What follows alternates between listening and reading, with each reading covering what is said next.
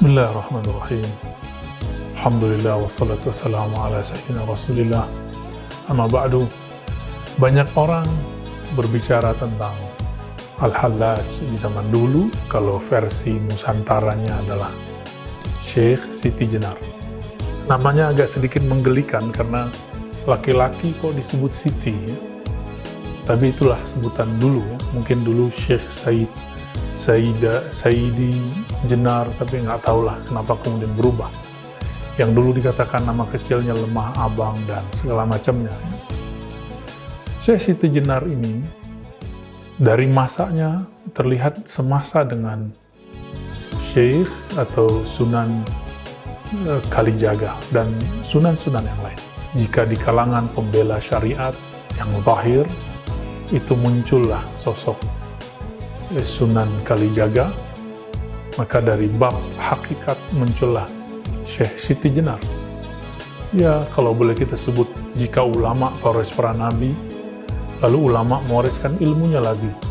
Pewaris Imam Abu Yazid, pewaris Imam Junaid, pewaris Hallaj, itu ada semua di zaman berikut, termasuk zaman kita.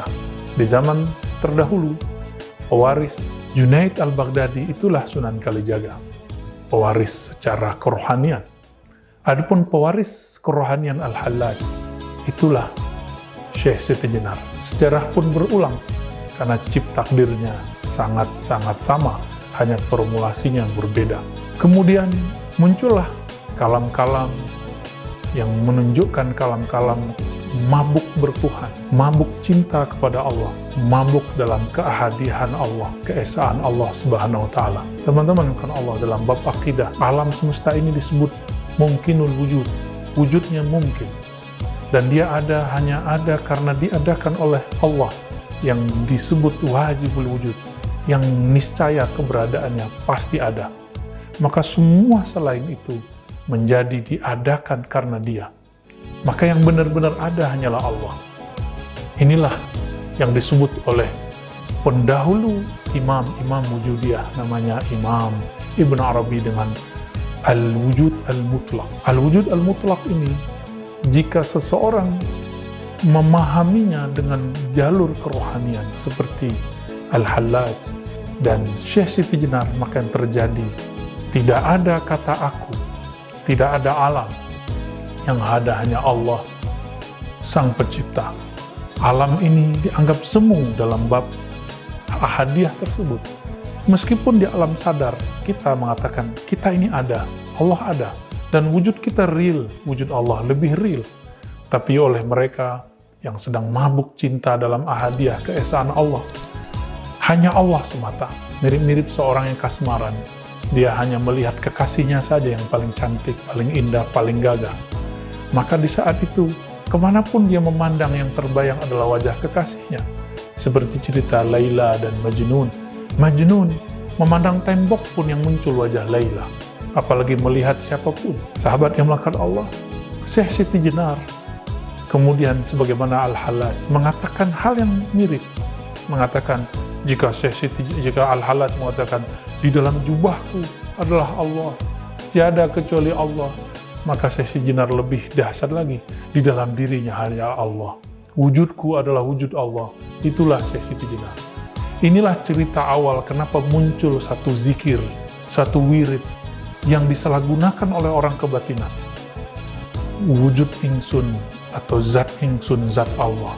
Sifat ingsun, sifat Allah. Nama ingsun, nama Allah. Ini kalam tidak boleh dilafazkan kecuali orang sedang mabuk. Orang mabuk tidak dikenakan hukum syariat karena dia mabuk sampai kesadaran dia kembali. Tapi beberapa orang-orang yang melanggar kaedah ini, melanggar dharma, kaedah seorang pezikir perindu kepada Allah, dia membacanya sebelum dosis itu dibolehkan kepadanya. Maka yang terjadi, muncullah kelompok Wujudiyah di tahun 1400-an, 1500-an, 1600-an, 1700-an, itu kemudian terjadi pergolakan dahsyat di Nusantara. Maka muncul nanti ada Hamzah Fansuri, Syamsuddin Sumatrani, kemudian juga Nuruddin Raniri, semuanya berbicara itu.